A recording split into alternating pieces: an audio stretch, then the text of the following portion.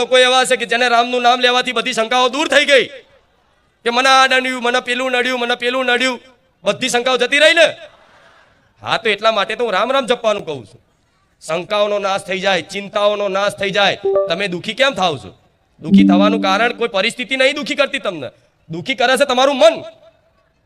તમારું મન દુઃખી કરે છે. હોવા છતાંય તમે ચિંતિત છો કોઈક વાતે, તમે ટેન્શનમાં છો, કાલની ચિંતામાં, ભવિષ્યની ચિંતામાં, દીકરા દીકરીઓની ચિંતા, પરિવારની ચિંતામાં, કઈ ચોરી કરી હોય, કઈ અપરાધ કર્યો હોય, કોઈ ગુનો કર્યો હોય એની પકડાવાની ચિંતામાં, એનો ડર, એનો ભય, બધો ઘણો બધું હોય. એટલે માણસ અશાંત રહે. શું કરું મને તો શાંતિ મળતી તો છે ને.